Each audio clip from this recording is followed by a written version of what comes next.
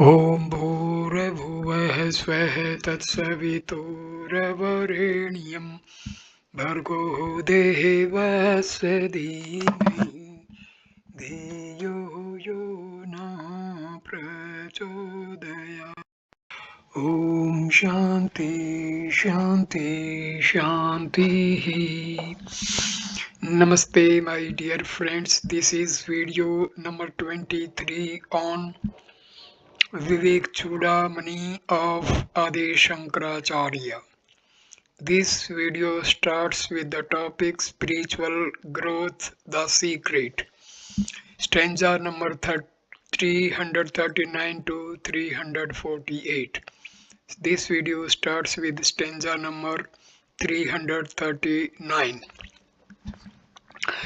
Antarbahi swam sitharjangammesu ज्ञात्वा आत्मना धारतया विलोक्य त्यक्ता अखिलोपाधिखंडरूपः पूर्ण आत्मना यह स्थित ऐसे मुक्त है. That man is free who, knowing the self through his mind in all moving and unmoving objects and observing it as their substratum, renounces all superimpositions and remains as the absolute and the infinite self. This verse gives us a very comprehensive narration of the experience of the liberated man, looking at things from the standpoint of the self and recognizing the entire world of plurality within, without, and everywhere, both the sentient and insentient, as one's own self, is the state of total liberation. Through the physical body, we can see only the physical bodies and recognize their individual sizes, shapes, and colors. When my mind contacts another's mind, I understand the emotional contents of kindness, mercy, and goodness in his heart.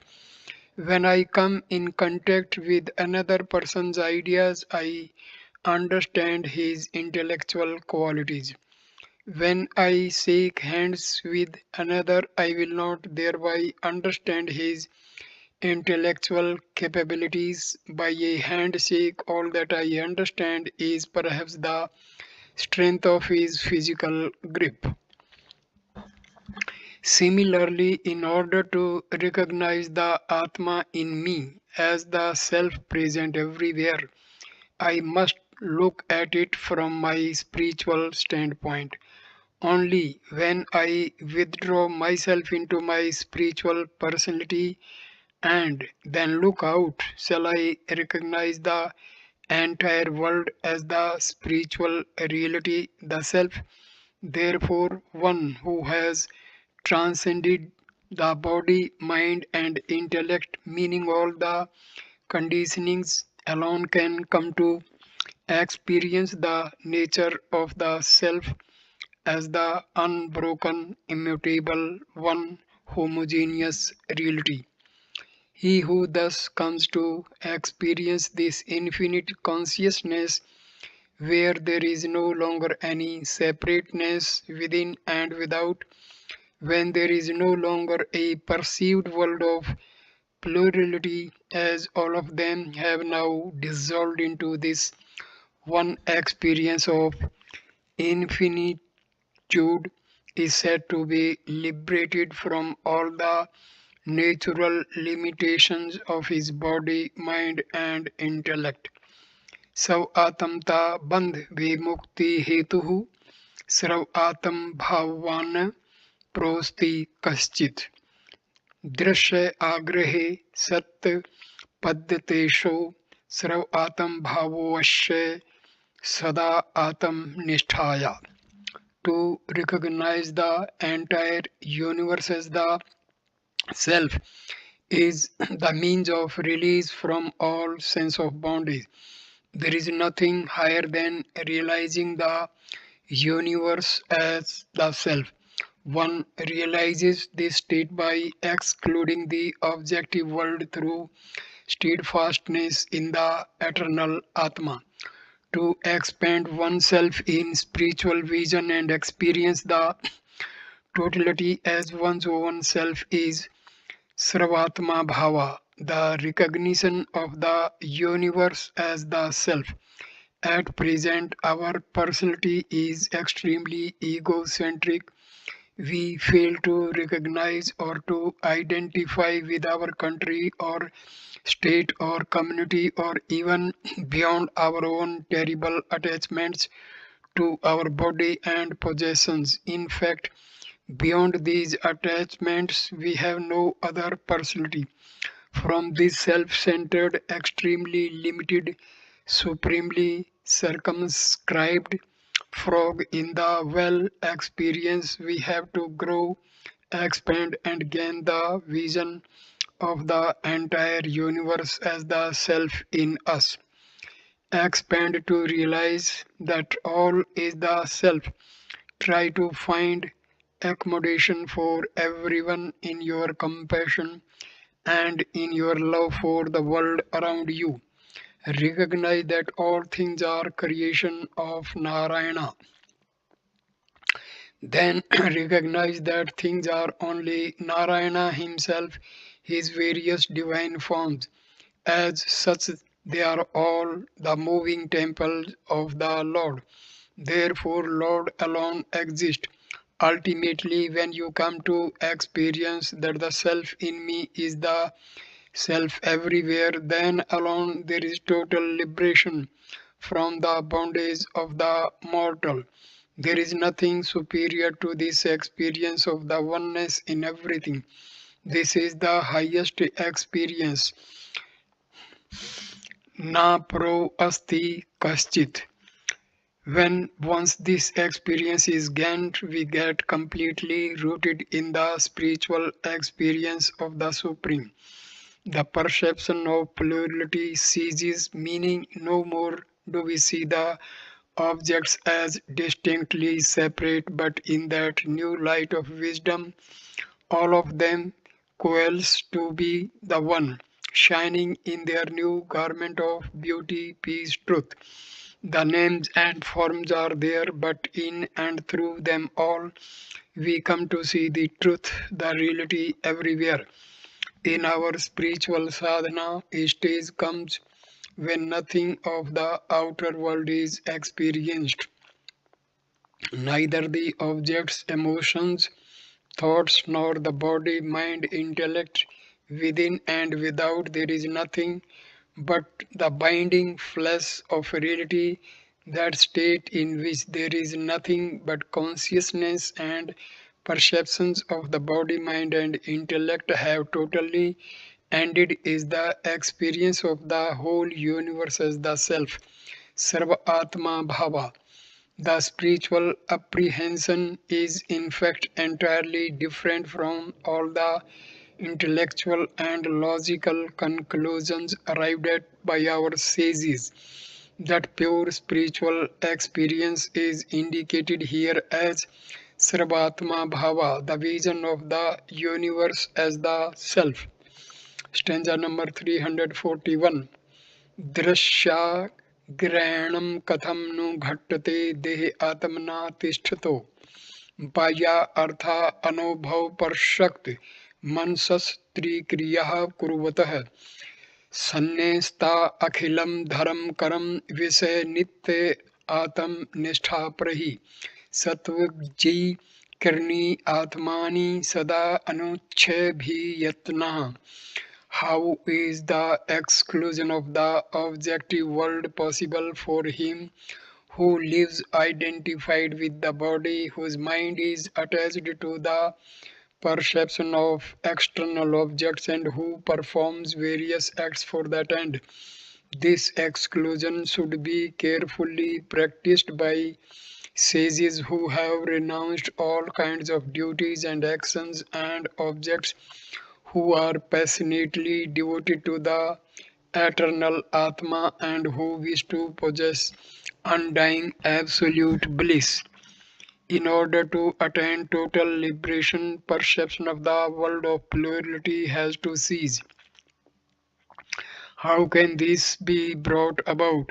How the non-perception of the world of objects is possible under certain conditions, and how the same under different set of unfavorable conditions is rendered impossible are discussed in this verse. First, Sankara discusses how and why it is not possible for the man to gain this state of perfect vision of oneness, the state of not perceiving the delusory world of object, emotions, thoughts. Drishya agrahanam is not possible for an individual who has the idea I am the body. Looking through the body, objects must be perceived.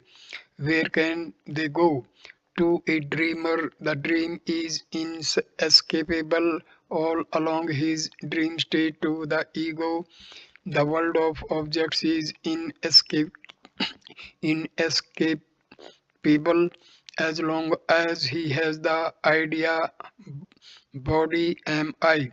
The body, mind, and intellect equipments cannot realize the one. To a person of body sense, Dehe Atam Bhava, how can there be the experience of the one self in all?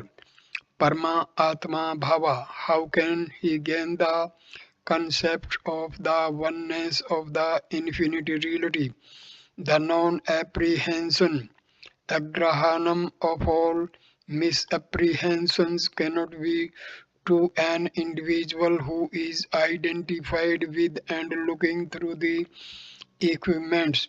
The state of objectless awareness cannot be experienced by an individual who is turned outward. Not only is he identified with his physical body, but his mind is constantly contemplating upon the sensuous objects of the world outside. It is always engaged in the unholy experience of the plurality of worldly objects. Therefore, his actions get ordered by his own sensuous thoughts. An individual who is thus constantly associated with his body and so fully engaged and preoccupied with his sensuous thoughts that his hands and legs constantly sweat to fulfill his endless desires and accomplish his impossible thoughts. How can he ever have the non-apprehension, agrahana of the world of objects? He is at all times turned towards them. He is deliberately nourishing delusory fancies. He insists on recognizing the world of plurality which he hugs on to as his life's greatest fulfillment. In utter love, where the sadhak merges into the infinite Lord, there and all his responsibilities to duties, to activities, and to objects, and there he comes to that experience supreme. The attachments to one's duties, dharma, to worldly activities, karma, and to the sensuous objects, vistaya, have all to be renounced, and in their place we must cultivate the attachment to and contemplation upon the self. When we are striving in meditation to propel ourselves and land into the higher consciousness, then all the ego prompted secular and sacred activities of the lower plants must stop. Whatever activities I might have done in my dream, however sacred and auspicious they might have been, the moment I wake up, the dream work grinds to a stop. Not because I do not want to continue it, but the dreamer who was doing the work is no more available in his waking state.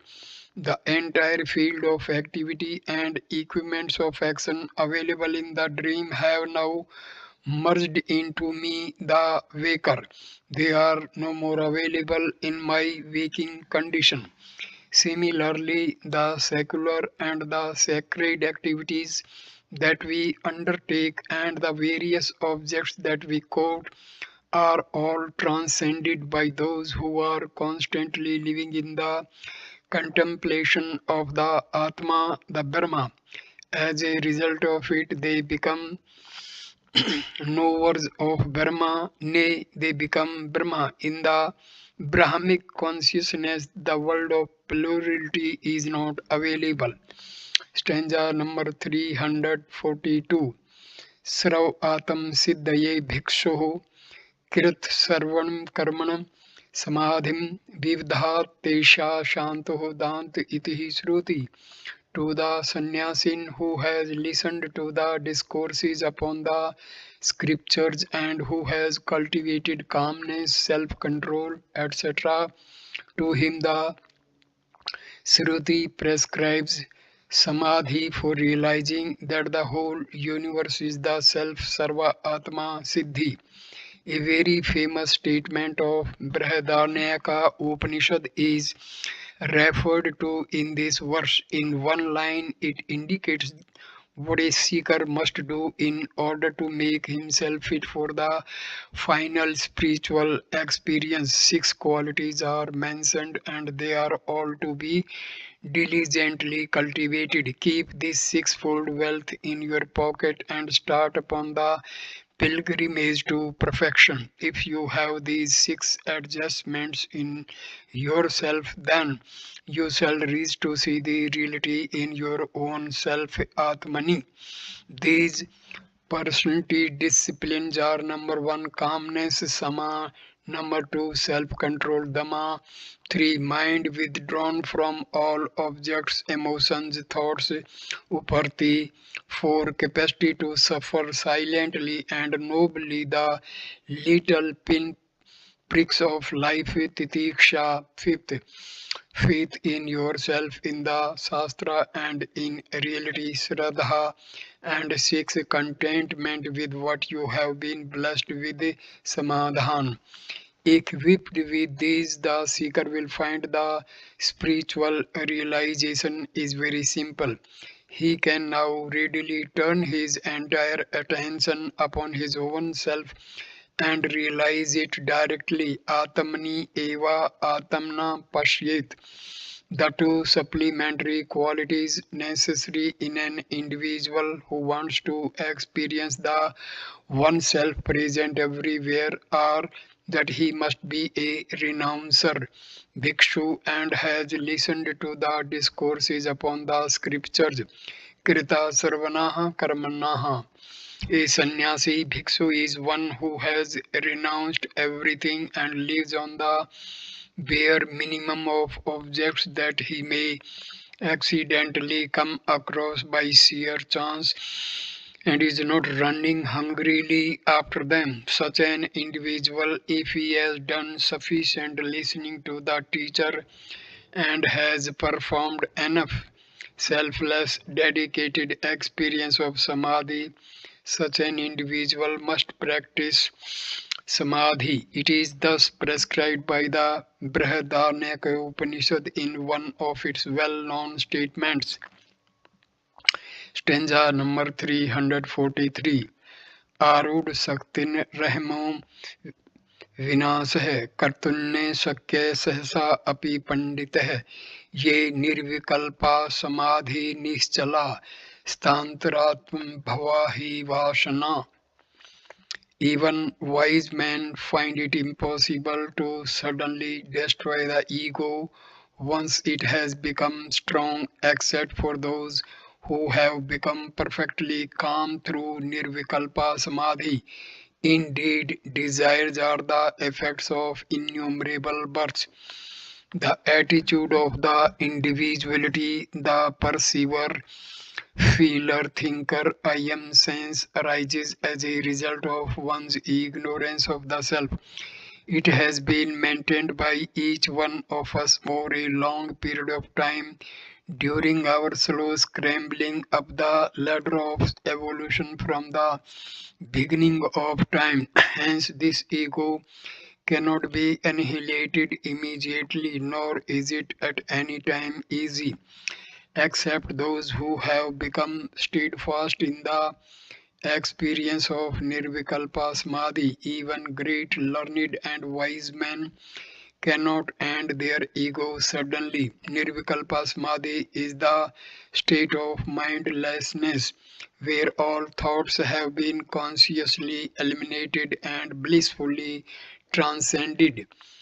At this stage, merger with the reality becomes complete when the ego goes deeper and deeper into the contemplation upon the purpose of existence. It totally disappears to become the consciousness. That state of hushed bliss is called Nirvikalpa Samadhi. Stanza number 344. Aham buddhayev mohinna योजित्वा व्यर्थबलात् विक्षेप शक्ति पुरुषम विक्षेप यति तद्गुणहि. The projecting power through the aid of the willing power confuses the man with storms of egoistic ideas and distracts him through the attributes of that agitation. The power of willing renders the intellect incapable of apprehending reality. Therefore, the mind gets agitated. Whenever the intellect gets clouded, the mind projects and imagines. This is the natural trick of the mind and intellect. At all times, the individual comes to suffer the endless sorrows because of the agitations created in the mind. Thus, everyone in this world is unhappy in his own way. The quality and quantity of unhappiness in each individual is in accordance with the type of his manifesting vasana. Stanza number 345. Vikshep Shakti Vijiyo Vishmo Vidhatum Nishes Avaran Shakti Nivirt Bhave दिग्दृश्यो सपुटपयो जल विदिद्भागे नश्येत दाव आवरण आत्मनि च स्वभावात् निसंशयेन भवति प्रतिबन्धशून्यो विक्षेपणां नहि तदा यदि चेन्मृतासर्थे. It is extremely difficult to conquer the projecting power unless the wailing power is perfectly rooted out, and that covering over the Atmana naturally vanishes when the subject is perfectly distinguished from the objects like milk from water. But the victory is undoubtedly complete and it becomes free from all obstacles when there is no oscillation of the mind due to the false sense objects. Ordinarily, a man cannot control his mind. He may conquer the whole world, but conquering his own mind is no easy job. As long as the wailing power, avarna Shakti, is not completely removed, so long the projecting power, Vikshepa Shakti, will naturally make the individual dance. As long as there is non-apprehension of the reality, the misapprehensions will continue. Until the reality is experienced, the vasanas will remain, and under their compelling urges, the body, mind, intellect, equipment will gush out to gather their experiences among the world of objects, emotions, thoughts. Nobody can stop this until the higher awakening is experienced. The attractions and enchantments of the lower planes of consciousness will be natural. There is no escape. Only on the apprehension of the Supreme can all this stage gushing out truly come to an end. So, to gain a total mastery over the agitations of the mind is not all that easy. It takes time. As long as the cause of the disease exists, the symptoms of the disease cannot end. Similarly, as long as the higher is not apprehended, the flesh will crave for flesh, the mind will crave for emotional satisfaction, the intellect will gurgle out in an thousand desires. Hence, a novice finds it impossible to give up his enchantments for sense objects. This non apprehension of reality can be ended only by those who have the capacity to analyze, understand, and discriminate between the subject and the object, and who have the heroism to reject the lower and leave the higher. This is as subtle and as difficult as separating water and milk from a mixture of the two. The capacity to dis- distill away the milk from mixture of milk and water is the special function attributed to the mythological bird, the Hansa. When the intellect starts vividly discriminating between the subject drik and the object drishya, and when it has got the capacity of removing the subject away from the world of objects, the subject by itself rediscovers the supreme essence of its own nature, divine. Then the non apprehension of reality, avarna, automatically ends when an intellect persists in its habit of continuously analyzing and constantly understanding the self and the not self. When it becomes brilliant in its function of discrimination between the subject and the object, the misapprehensions of the subject caused by the non apprehension and by themselves without any extra effort. Ayatnataha.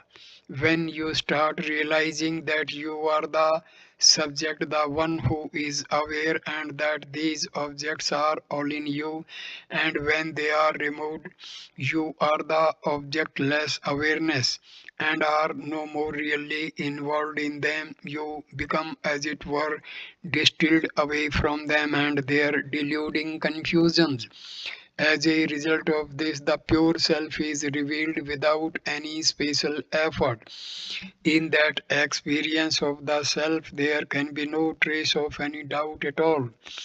I may doubt everything, but about myself, there will be no doubt at all.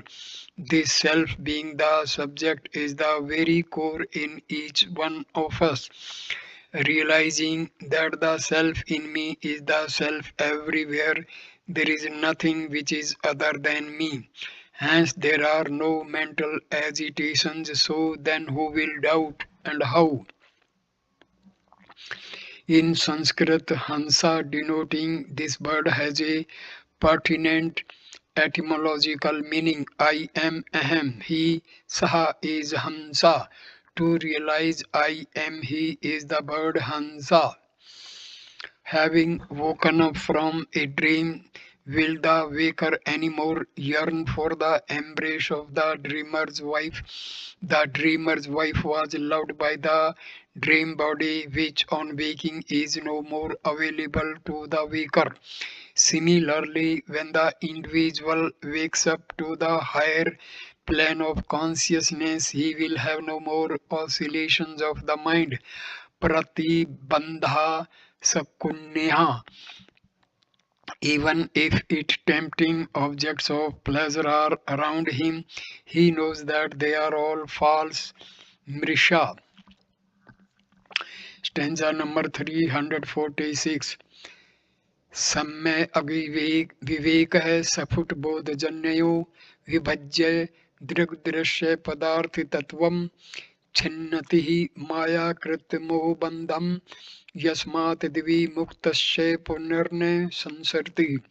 Perfect discrimination arising from direct realization distinguishes the true nature of the subject from that of the object, and snaps the bond of delusion created by Maya. There is no more transmigration for one who has liberated himself from this. How to discriminate between and understand the subject and the object is a theme ex- exhaustively dealt with in Bhagavad Gita. Due to right knowledge arising out of clear discrimination, the understanding of the subject as distinctly different from the object becomes deep and all doubts get completely cleared up. The seer and the seen, Drishyat. This is a typical phraseology used in Vedanta. It is a comprehensive phrase. It indicates not only the seer and seen, but it includes the hearer and the heard, the smeller and the smelt, the taster and the tasted, the toucher and the touched, and thus the knower and known.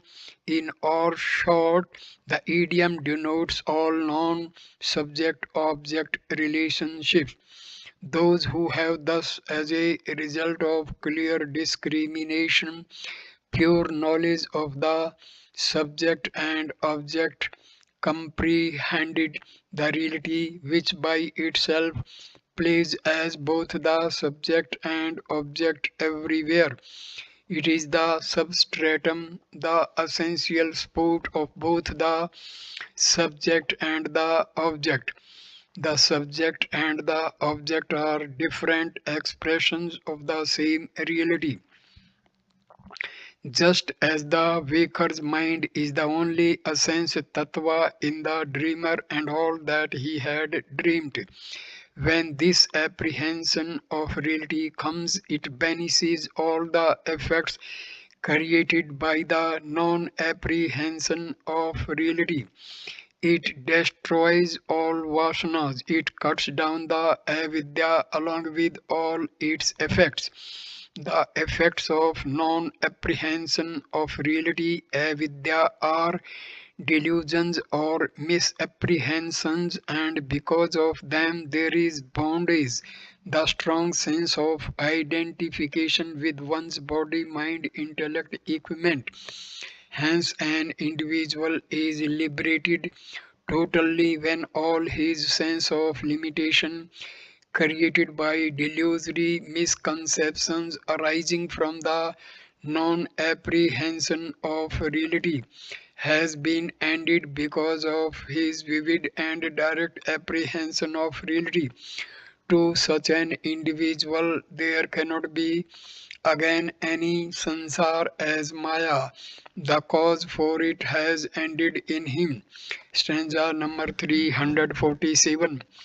प्रावरिकत्वा विवेकवहि देहत्ते विद्यागहनं हविशेषं किं स यातु पुनः संसृन् अस्य बीजं द्वैतभावं समुपेषु. The knowledge that the Jiva is the Brahma entirely consumes the impenetrable forest of avidya or nescience. For him who has realized the state of oneness, is there any seed left for future transmigration out of one's discrimination between the transcendental and the terrestrial, between the higher and the lower? Right knowledge arises. One should contemplate upon God, Isvara, ego, Jiva, and the world Jagat. What constitutes this universe? What is this I? What is the reality behind both these? What is that which plays as the world and as me? One alone plays as the higher para and the lower apra. This fire of knowledge, kindled by discriminative contemplation upon reality, can burn down the entire avidya, ignorance, leaving not even a flimsy streak of it to cloud the vision divine. Will such an individual ever tumble again into the enchantments of the world within and without. One who has that Advaita Bhava, he who is the experiencer of the one reality, has no transmigration at all, no more sansar. To him who has fully realized the Advaita Bhava, there is no cause for repeatedly falling into the state of misconceptions. Should you once realize that you are the Supreme Self, then you will not fall anymore into the misconception that you are the body, mind, and intellect, even though all the time you may continue to function through your body, mind, and intellect. The king, dressed as a beggar, sitting down and begging in the bazaar, does so only as a recreation for himself, a sport. He will never misunderstand that he has been born as a beggar. He knows that he is the royal lord of the entire kingdom. Under the beggar's garments are the old gold embroidered silken robes from his royal wardrobe. He knows fully well that he is the king. So too a man of perfection, having gained the experience of the infinitude in himself, may move about in his physical body and experience the vicissitudes and sorrows of life as a sport. Yet the tragedies of the body can no longer affect him in his newly gained higher perception. He never gets involved in them. Stanza number 348. आवरणस्य निवर्ति भवति हि सम्यक् पदार्थ दर्शनतः मिथ्या ज्ञान विनास्ति द्वि आक्षेप्ति जनितो दुख निवर्ति. The veil that hides truth gets lifted indeed when reality is fully experienced. Soon follows the destruction of false understanding and the cessation of misery brought about by agitations created by the false knowledge. All misconceptions about an object, and only when it is clearly seen. A post may be misunderstood as a ghost, a rope as a snake, or Rama. Ramu may be mistaken for Krishna. You may misunderstand thus only when the post is seen in partial darkness, or the rope is seen in dim light, or Ramu is seen from a distance. When our knowledge of thing is not complete, the consequent non-apprehension of reality breeds delusory misconceptions about it. This is a fundamental universal law. The non-apprehension ends only when I actually apprehend the reality. When I see the post, the ghost is gone. When I recognize the rope, the serpent is gone. And when I see and recognize that he is Ramu, the misconception that he is Krishna has ended. When the misapprehension avarna has ended, all sorrows created by the agitations vikshepa will also end. The non-apprehension of the post veils the post in its place. When I see misapprehensions, the post as a ghost, the misapprehension gives me fear and sorrow. The post has not directly caused me any sorrow. The post was not recognized as a post. When the post is veiled by the non-apprehensions, I thought it was a ghost. This misconceived knowledge, mithya jnana, breeds for us our sorrows. The sorrows can end when the ghost is no more. Therefore, false knowledge should be ended in order to annihilate the sorrow experience. At this moment, the Atma, the Self, is not realized. It is veiled by our ignorance of the Self. The ignorance of the Self is creating the misconception I am the body, mind, and intellect.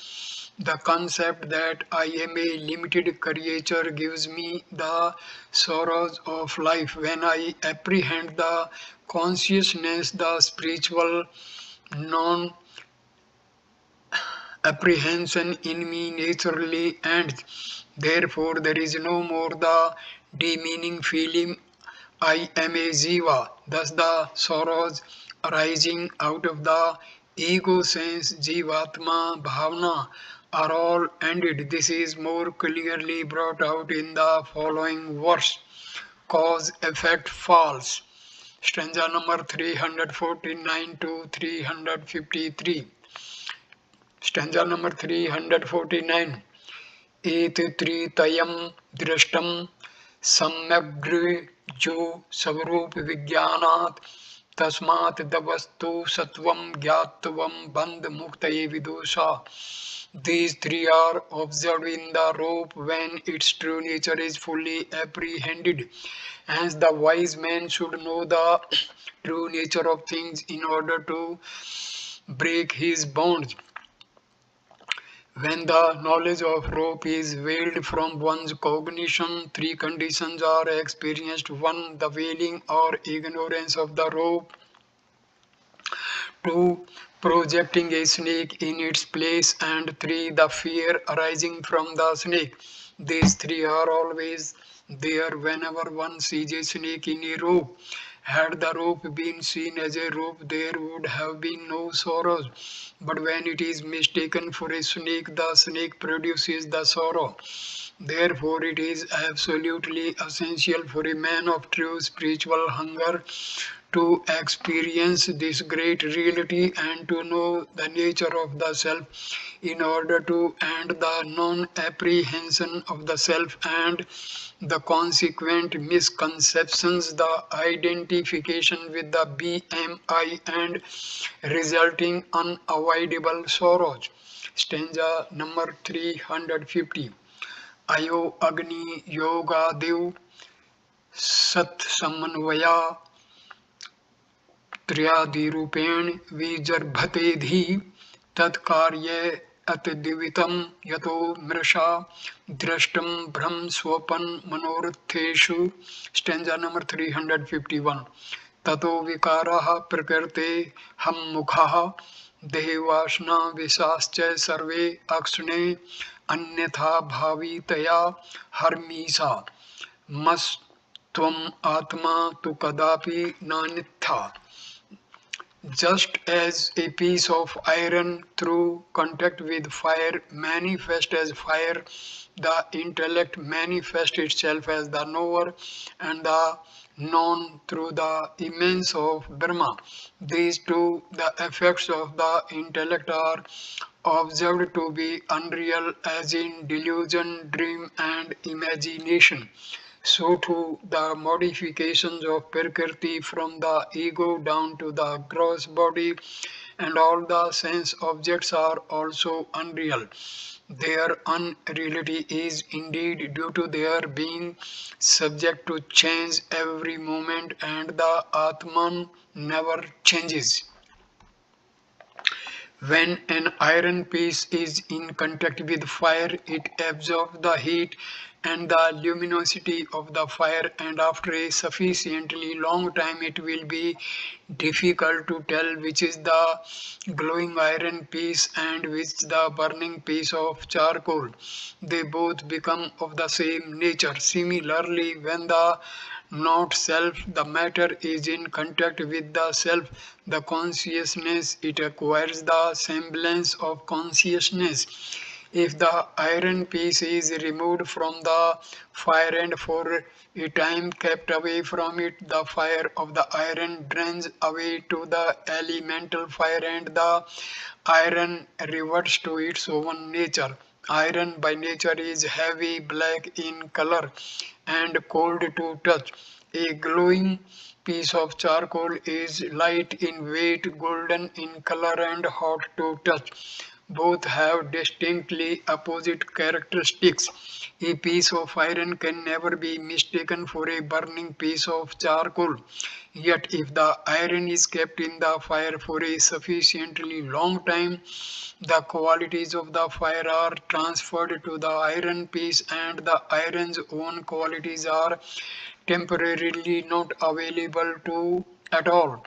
The body, mind, and intellect are inert and insentient by themselves, but when they are in contact with the self, it lends its glory to them and they seem to be divine by themselves. The BMI are brilliant only as long as they are alive.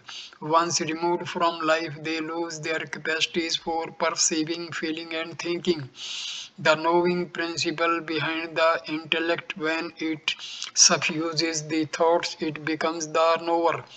Conscious thoughts of the intellect constitute the knower, but there cannot be any knower unless there is something to be known.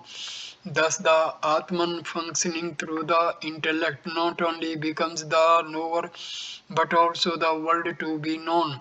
The subject and the objects of the world are both the play of the consciousness through the intellect. When the intellect is hushed up with chloroform or when it has folded up in deep sleep, the subject object game ends. When thrilled by the self, it is this intellect itself which manifests as the subject and the object. Both are the effects of the light of consciousness functioning through the intellect equipment. In fact, the subject object relationship is false and unreal. Dream, delusion, and imagination are examples. It is I myself who becomes the experiencer and the objects experienced in my day to day life. The subject, the object, and their play are all in me, myself, in my mental wool gathering. The subject and the objects are my own projections. Similarly, all that I see at this moment are the delusory creations of my own intellect, which has its capacity to project them from the self. The Atman has not done anything by itself, it never does. The intellect, which is made up of matter, comes to shine in the light of consciousness. The spirit suffuses it, and thereafter the mind intellect equipment becomes thrilled with this capacity to project. Thus, the entire world with its subject object relationship gets projected.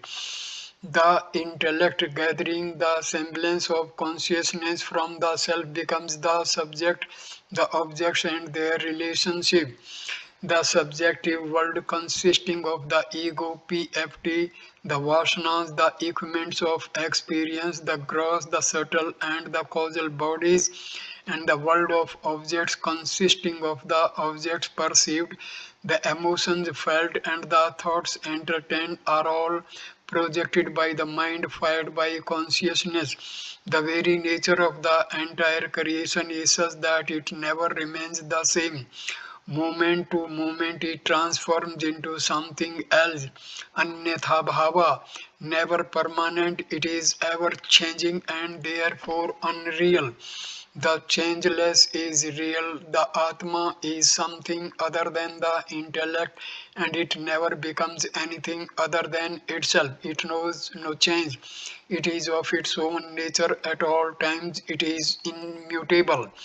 This verse gives a beautiful example to show how from the infinite the finite has emerged, but nothing finite has ever come out of the infinite self.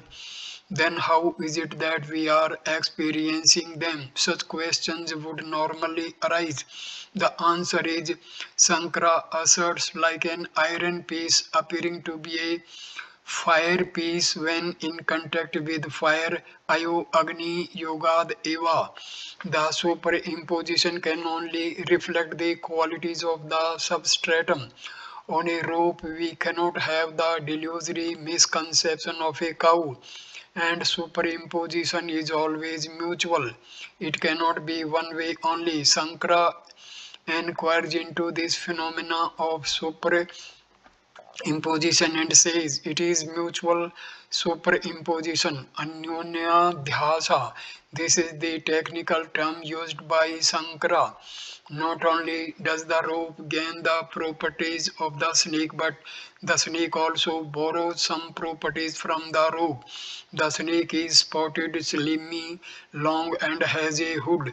These snake properties are not in the rope, but they cover the rope, and the rope lends its existence to the fancied snake. The rope exists, the snake exists not. The non-existent snake exists for the deluded man. The imaginary snake has borrowed its existence from the rope. To the rope, the snake has lent its spotted, slimy appearance. Together, we see the rope as non-existence and the snake as existent. The snake properties we see and the rope properties we do not see. So, in delusion, our conclusion is the snake is, the rope is not. Today, we see the BMI, the ego, and its sorrows, and say these exist, but the reality of God, the consciousness, exists for us. When I apprehend the pure consciousness in myself, all the dharmas of the BMI retire. The BMI, PFT, and OET disappear. Alone, reality exists. This above described process is called mutual superimposition. Chenmoneya Adhyasa. Hence, we attribute a reality to the world perceived. What we see in the world around is the glaring expression of the infinite truth, which is the substratum everywhere. Names and forms are merely projections of our minds. Stanza number 352. नित्यद्वाखंड चिदेक रूपो बुद्ध आदि साक्षी सद सद दिविलक्षण अहम पद प्रत्यय लक्षितार्थ प्रत्यक सदानंद घन प्रात्मा eternal, non-dual, unbroken knowledge of one form, the witness of the intellect, etc., neither gross nor subtle, indicated by the term I. The embodiment of subjective eternal bliss is the nature of the Supreme Self. This verse gives us an exhaustive definition of the Atma as far as words can express it. Eternal, Nitya, without beginning and end, non-dual, Advait, there is nothing other than it in it. Unbroken, Akhanda, unconditioned by time, place, or objects, meaning that which is all pervading consciousness, Chit, of one form, Ekaropaha, the consciousness that knows no modifications. The reality is the witness of the functionings of body, mind, and intellect. Buddhyadi Sakshi, it is neither gross nor subtle. Sad Asad Vilaksanaha, meaning it is something other than both, something unique. That a thing is gross or subtle, that it exists or does not exist, these are the judgments of the intellect.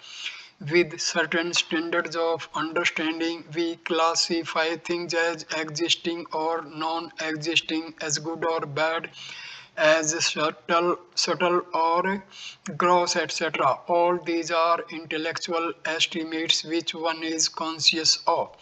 However, the consciousness that illumines the gross and the subtle is in itself something other than them. Hence, in terms of intellectual and emotional classification, all that can be said about the self is it is beyond all such classification.